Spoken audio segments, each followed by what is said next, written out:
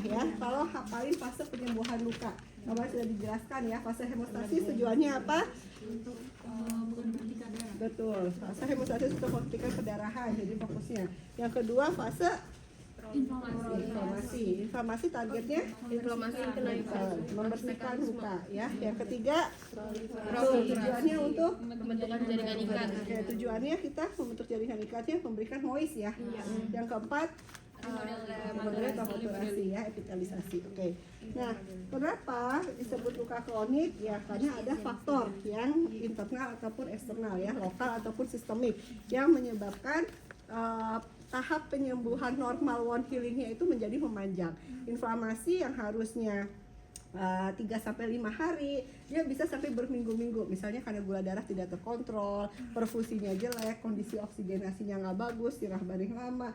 Pokoknya kegagalan banyak organ ya, atau multiple organ disease ya, akibat karena faktor koagulasi. Tolong belajar apa itu faktor koagulasi ya, yang mempengaruhinya. Ada hemostasis primer, ada hemostasis sekunder. Hemostasis primer tujuannya ada vitamin K sama kalsium ya kan, terus kemudian nanti membentuk platelet, membentuk benang-benang fibrin. Itu tolong dihafal, sehingga kalau teman-teman nanti menghadapi pasien kalau habis debridement itu disebut luka apa? Luka akut ya. Kenapa debridement? Karena dia sudah ada nekrotik ya, itu ada di tahap fase inflamasi ya. Jadi kita memperhatikan slav atau eksudat. Kenapa terbentuk eksudat? Karena eksudat itu adalah biofilm ataupun hasil dari pertarungan neutrofil makrofag terhadap benda-benda asing ya, sehingga terbentuk slav atau nanah. Sehingga kunci utama dari pembersihan luka adalah wound cleansing, pembersihan luka. Mau dressingnya semodern apapun, kalau ngebersihinnya nggak bagus, itu sama aja nggak bagus ya, sama aja nggak mempersiapkan dalam manajemen luka. Oke. Pertama kemarin disebutkan lokasi ya, jadi ini yang mau gue lebih. Oke ya. Oke, jadi persiapan alat kita harus tahu lokasinya ya. Di daerah tumit, heel ya, ini susah banget sembuhnya. Karena kenapa? Karena banyak lemak ya. Jadi pembuluh darahnya sedikit. Kalau pembuluh darahnya sedikit, makanya orang obesitas itu kemungkinan risikonya ada dehiscence. Jadi penyambungan lukanya tidak bagus, sehingga terbuka kembali karena vaskularisasinya nggak bagus. Makanya dalam konsep bedah kita harus ERAS, early recovery after surgery. Jadi harus mobilisasi ya, mobilisasi dini. Kenapa? Karena untuk ada pergerakan sehingga pembuluh darahnya bisa sampai perifer ya, target kita perifer. Ya, karena ini ceritanya kalau luka kronik kemarin prinsipnya kita bedakan, ini kan konsep bedah ya, lukanya lokasinya di sini. Nah, ini terkontaminasi, steril, bersih, itu harus kita tentukan. Ya, jenis luka ada luka steril, biasanya post op ya. Dia ada di daerah paru, saluran kemih, darah, itu adalah lokasi-lokasi steril. Ya, kemudian ada bersih terkontaminasi, daerah pencernaan ya. Dia bersih karena pencernaan kan makanan ya, tapi kemungkinan ada kontaminasi, misalnya ada bakteri. Terus kemudian luka terkontaminasi atau luka kotor ya. Terus kemarin nurse apa lagi? Udah lokasi, terus apa lagi? Fase penyembuhan luka udah, tahap-tahap time ya. Biasanya kalau kita membuka itu kita lihat ini jaringannya apa ya. Tadi maksud saya mau nyiapin ini luka bersih apa luka steril. Kalau debridement dia luka akut, tapi kita tahu ini adalah luka kronik, paham nggak maksudnya? Dia debridement POD hari ke-1, tapi kita memandang luka ini sebagai luka kronik. Debridement ini adalah sebagai tindakan untuk menghilangkan nekrotiknya. Ya, jadi jangan ini luka akut habis operasi, belum tentu. Kalau habis operasi dia secondary intention ya, jadi dijahit ya, sebelumnya nggak ada, terus dijahit karena ada prosedur bedah, itu luka akut ya. Atau tiba-tiba luka bakar ya, yang kemarin saya ngomong di berapa ya, yang mau adik kelas kali itu teori gue ya, anak lu apa kata lu ya kan, luka bakar ya, kemarin dengerin nggak? Nah, luka bakar tuh akut ya, karena dia baru tuh kena traumanya, injurinya. Tapi kalau luka kronik, walaupun dia sudah debridement, disebutnya luka kronik, jadi luka akut. Kalau saya nanyanya itu juga nih, ya nggak? Waktu kemarin, atau saya lagi pusing sih kemarin, jadi nggak tahu apa yang saya katakan ya. Oke, persiapan alatnya. Nah, kita pastikan dulu ya, pasien safety, pasiennya benar namanya. Terus kita pakai apron ya, kemarin ada apronnya. Kalau bisa pakai apron ya. karena akan ada wound cleansing ya, bersihin luka. Ya nanti kalau latihan atau ujian pakai apron ya. Kalau saya demonstrasinya pakai apron. Oh ada luka ya, nanti kita hitung. Nggak apa-apa di video. Nggak apa-apa. Terus ya, ini lukanya karena post debridement operasi, jadi kita harus lukanya steril ya. Ini nggak ada yang lebih kecil.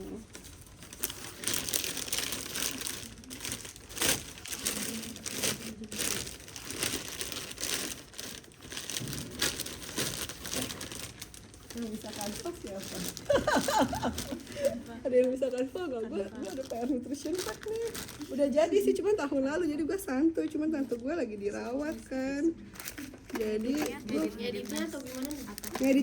ngedit aja. Tapi nggak tahu gue simpen di mana. Lu tahu sendiri lah. Ya itulah lansia nih. Terus. Ya, terus ini apa ya? Oh ini ceritanya satu aja yang di luar untuk buka ya.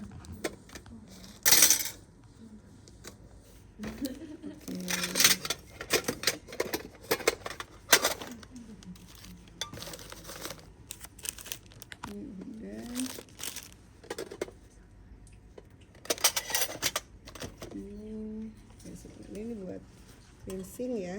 Terus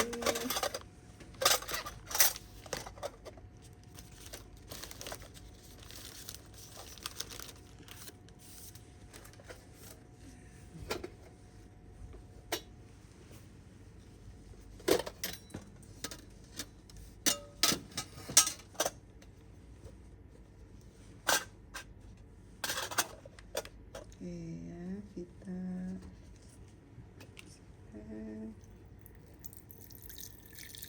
ya ini kita cleansing menggunakan NaCl, cuman ada sabun pembersih luka ya, itu modern dressing tapi harganya juga agak lebih mahal ya. Kita yang manual dulu, prinsipnya adalah bersih, prinsipnya adalah steril, apa lembab ya. Kalau wound cleansing ya bersih aja.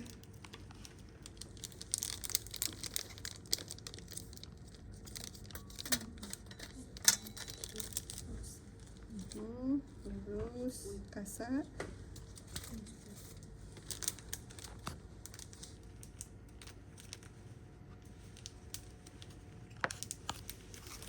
tunggu deh, kok kelas lain nggak ada ya? Kok sepi? Oh, tadi gua kok sepi sih gitu. Jadi anak kita aja. Iya. Oh kelas 7. Kelas yang lain nggak ada. Nah ini biasanya kita cukup sih buat ngebersihin luka untuk debridement. Nanti kalau kurang ya tinggal buat ini aja ya, primer atau apa sebagai dressing sekundernya. Udah kita pasang sarung tangan. Berarti di awal pas buka-buka nggak harus pakai sarung tangan? Boleh pakai sarung tangan boleh. Pakai sarung tangan aja ya, soalnya biasanya nggak ada pinset bersih ya, jadi harus pakai sarung tangan. Cuma kalau ada pinset ya kita cuci tangan dulu ya. Set, udah ceritanya.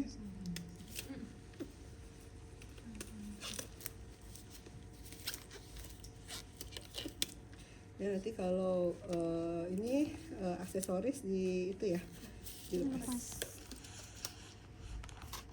Oke. Kita apa? Buka, Pak. Selama 15 menit saya buka ya. Kita bersihkan. Ya, ini udah ya. Jadi apa? Kita kaji pertama assessment dulu. Yang dilihat tadi apa? Time ya, jaringannya atau lokasinya tadi sudah ya kan. Terus apa lagi? Isunya itu gimana tuh tahapannya? Mana yang digranulasi? Yang merah. Ini ya, ini granulasi yang ini tunggu grade-nya dulu. Ini masuk ke partial thickness, work thickness apa superficial? Taunya partial? Karena sudah ke sebagian dermis. Oke. Ya, ini kita wound base-nya udah mulai ke atas nih. Jadi sebenarnya ini sepertinya ini kalau udah ada selaf ini bisa aja grade 2 atau grade 3. Ya. Jadi intinya sudah sampai dermis ya. Kalau sudah ada otot-otot kayak gini ya, dia ada nyeri ya, kita tadi lebih baik. Kalau grade 2 itu udah muncul ke atas gitu loh. Nah kalau ini kayaknya udah, sebenarnya awalnya grade 3 ya, grade 3. Saya lebih senang bilang grade 3 daripada grade 2 ya. Jadi karena ini lebih legok ya, tuh lebih dalam. Jadi kurang lebih seperti ini. Ya, terus periwonnya ini juga kemerahan ya, mungkin agak lebih dalam ya. Kalau kita jaringannya hitam, kita bilangnya unstageable ya. Kita nggak tahu nih, karena yang menentukan grade itu adalah dasar luka, wound base-nya. Ya, ini target kita untuk menumbuhkan jaringan. Di sekitarnya ini bisa aja subkutan ya. Kalau udah sampai subkutan kan dalam ya. Apalagi ini daerah tumit, ini susah banget. Makanya tadi grade 3 atau sebelumnya mungkin grade 4 ya. Karena sudah ada subkutan nih lemak-lemaknya. Nah, kita pastikan kalau ini ada slaf, kalau lemak harus dihilangkan semua nggak? Agar terbentuk janur. Iya, ya harus ya. Karena kalau enggak ini nggak bisa numbuh nih sampai ke atas. Makanya itu challenging banget. Karena kalau daerahnya gemuk nih, daerahnya lemak, kita harus ngebersihin ini dulu ya. Jadi kita pastikan ini nggak berbau ya. Ini lunak ya. Karena kalau udah sampai dalam pasti ada lemaknya, ada subkutannya. Apalagi obes sampai ke dalam-dalam itu kan jaringannya. Nah ini harus kita habiskan. Karena kalau enggak dia tersembunyi. Ya ini jadi slaf-slaf ini target kita. Ya ini udah bagus ya. Ya ini udah bagus. Jadi kita berikan lingkungan untuk tumbuh ya, jadi biar tumbuh ke atas. Dan prinsipnya kalau luka kronik ini kayak luka ulcus decubitus jenisnya, dia harus offloading, jadi nggak boleh ditekan selama berbulan-bulan ya. Atau Miki kalau offload, kalau dia di buat jalan ya tertekan lagi, pecah lagi, nggak sembuh lagi gitu ya. Oke, ini grade-nya kita grade 3 ya, karena di sini di daerah heel, daerah tumit. Kalau daerah tumit itu banyak lemaknya dan sebagainya. Oke ya. Oke. Sekarang prinsip pertama, wound cleansing, kita harus ngebersihin dulu. Ya, ini boleh kita bersihkan. Nanti tolong ada perwakilan mahasiswa untuk nah, biasanya ini udah ya, kita ganti. Terus kita pasang sarung tangan steril. Steril karena grade-nya udah 2 kan, bahkan 3 sebelumnya ya. Nah tinggal dikit lagi nih slafnya. Bisa nggak grade 3 jadi grade 2 jadi grade 1? Bisa ya. Kalau dia ukurannya makin lama makin mengecil ya, itu bisa banget.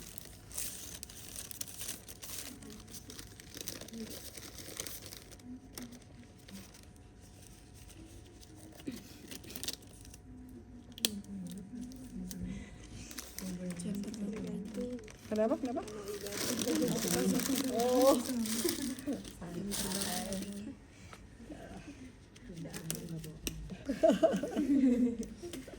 Enggak lah, cuma lebih dulu aja gua mah. Jadi grogi kan. Ya. Nah, ini ya, teman-teman boleh pakai ini. Cuma kalau ini kan lemah ya. Nah, ini boleh ya kita patahkan. Ini enggak ada jarumnya. Tapi ini harus hati-hati ya.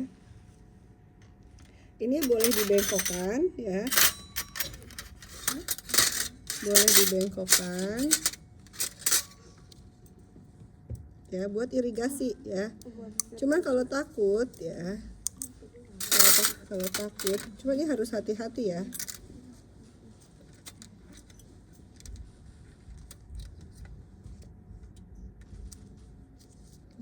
Ini dipotek.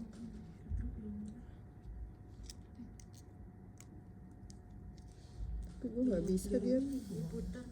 Iya, bukan. Iya, tapi ini jangan deh, gua belum ahli gue. Tapi nanti dicoba ya, aku ahlinya begini ya, membengkokkan sesuatu. Ya, ini lebih. Ya. Karena ini debris-debrisnya itu yang harus kita cuci ya. Karena kalau pakai Transofit itu ini apa? Ya tekanannya tuh kurang ya. Kalau ini dicopot itu lebih tinggi lagi, ya. Iya, nanti kita coba ya. Nah, ini kita bersihkan. Ini kan klemer-klemer gitu ya, lemak-lemaknya gitu kan. Kita bersihin ya. Kayak tuh kan jatuh. Gak apa ya, basah ya. Ya. Nanti tolong dicoba ya nih, bawah-bawahnya ini harus kita cuci ya. Ini yang disebut cleansing. Nomor 1 harus cleansing. Mau lu pakai madu kayak, kalau cleansingnya nggak beres nggak bagus ya. Nanti terusnya kan kemarin ngajarin ada modern gitu ya. Ya ini konvensionalnya ya, pakai NaCl air garam, dia air steril ya. Nanti ada juga cairan pembersih luka ya, untuk membersihkan luka. Kalau di rumah sakit ada ya, tergantung sponsor. Ya, itu kita pakai bersih luka ya. Tapi kalau nggak ada sponsor ya kita pakai prinsip ya. Terus hati-hati, udah ya, kita udah irigasi. Terus kita cuci. Ya, prinsipnya tadi moist ya, lembab. Nah, ini caranya gini. Terus kita puter, kita remes kita peras ya. Ya, sampai ya, boleh. Nah, ini adem nih dia, kenapa? Ya tarik nafas. Sebelumnya kita kaji nyerinya pasien dulu ya. Ada painnya, karena namanya juga jaringan, kita lecet aja sakit ya. Apalagi sampai grade 2, grade 3. Nah, ini boleh yang yang bawahnya ya bisa nih kita gini kan ya. Rebutan dulu karena dia modelnya ini kan bulat ya. Bikin kayak kapas. Ya, kita bikin dari dalam keluar ya. Dari dalam keluar. Ini agak gede ya kasanya ya. Boleh nanti digunting ya.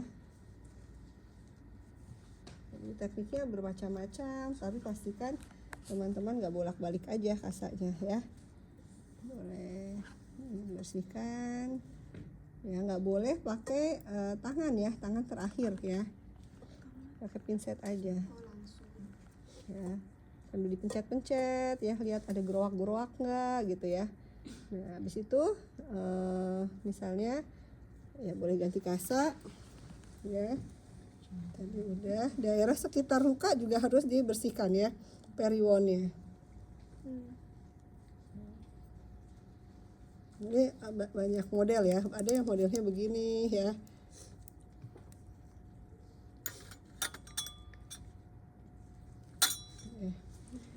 Ini kita bersihkan. Harus daerah sekitar area ini juga harus kita bersihkan nih, kotor-kotor kan tadi nih ya. Prinsipnya dari dalam rumah keluar rumah, kayak kita nyapu kan dari dalam keluar ya. Nah, jadi jangan dari sini kan nggak ada eksudat, ini udah ada kulit ya, udah ada pelindung. Nah, jadi makin banyak nih nempelnya, sementara kan yang steril di sini ya kan, di dalam jaringan nih, jaringannya keluar. Jadi jangan nakal diagnosis gangguan integritas kulit. Kulitnya dia udah lepas ya, yang ada jaringan. Kalau kulit kita setiap hari lah ya kan bersihin muka, itu adalah regenerasi ya. Jadi dia sama, epitelnya tuh percis, hampir 100% perbaikan lukanya. Tapi kalau udah ada kerusakan jaringan, dia nanti muncul scar 70-80%. Nah, jadi kalau kita udah ada luka tekan, luka kronik kayak gini, fokusnya adalah gangguan integritas jaringan ya, jaringan nekrotik, jaringan semuanya, soft tissue ya, jaringan lunak dan sebagainya. Habis itu kita keringkan gangguan integritas jaringan ya. Nah, misalnya sambil ini udah disebut cleansing ya, membersihkan ya. Nah, ini kita harus lihat dulu, ini tadi targetnya kan harus kita debridement ya.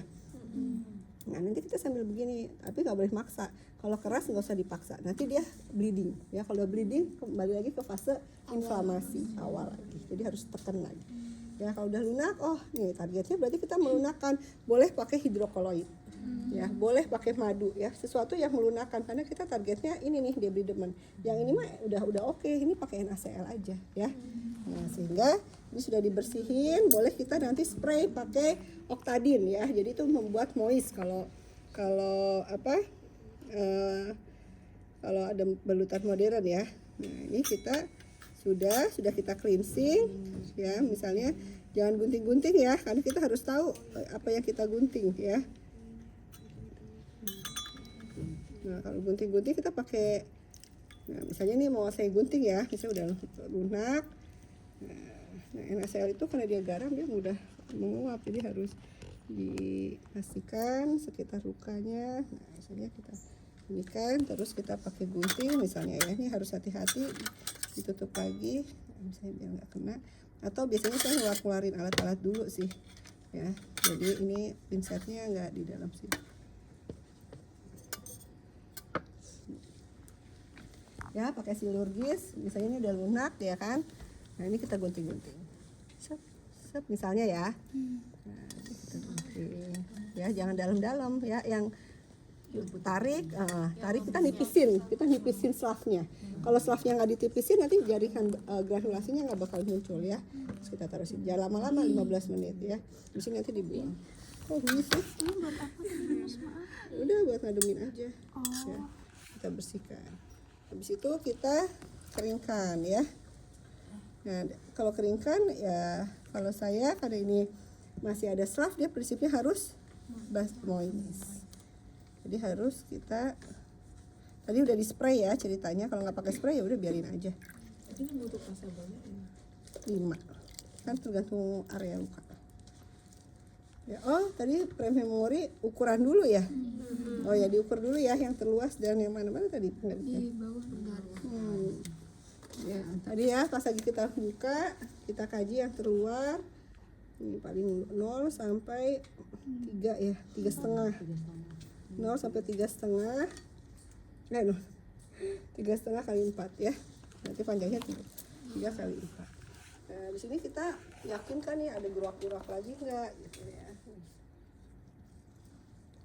Ya, kalau dia ada terowongan, ada tunnel harus diisi pakai kasa ya. Dia harus diisi. Iya. Ya, makanya harus benar. Kalau cuma nempel-nempel doang nggak bisa. Ini kita pastikan ini lembab ya. Nah ini disebut dressing primer karena ganti jaringan yang hilang kasa ini. Nah jeleknya kasa dia tuh cepet kering, makanya dia GV-nya ya sehari bisa 2 kali. Gitu. Habis itu pakai kasa kering. Ya. Nah, misalnya masih agak basah. Ya kita tambahin lagi aja ya. Tadi misalnya ini AP3 boleh ya. Kalau nanti mau buka dicepet-cepetin aja misalnya kasanya terbatas ya, tapi itu nanti di rumah sakit ya. Intinya lembab, penutupnya kering ya untuk ganti kulit. Habis itu baru di plester. Nah boleh di sekitar luka kan tadi dikeringkan ya. Nah bisa ditutup misalnya kan habis begini, ini kita udah keringkan, boleh kita pakai zinc ya, salep zinc nih yang buat di merah-merah ini. Ini bisa aja nanti melebar nih, bisa kita gunting ya. Tapi kalau jangan pernah menggunting jaringan jaringan yang bukan jaringan mati ya. Jadi ini kan bukan jaringan mati, jangan digunting ya. Nanti dia nyambung sendiri. Tapi kalau jaringannya hitam, nggak ada perfusi, udah gunting aja karena dia bangkai ya. Jadi malah rusak. Habis itu baru deh di plester. Pokoknya kita menggunting, memutuskan hubungan itu kalau sudah mati masih ya. Tapi kalau masih merah jangan pernah gunting, itu sakitnya luar biasa, malah pembuluh darahnya ini ya.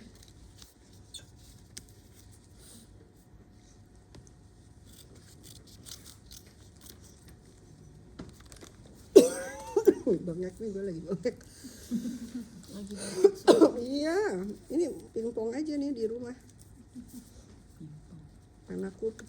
Aku tuh pertama, terus ya atau begini sih, atau biar lurus. Biar mengsong.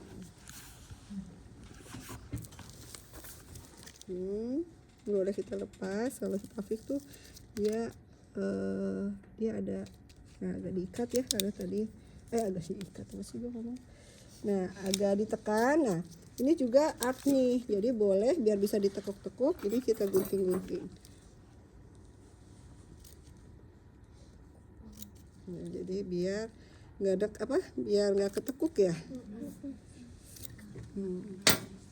Ini masang stoma ya. Stoma udah belum? Belum. Oh, belum.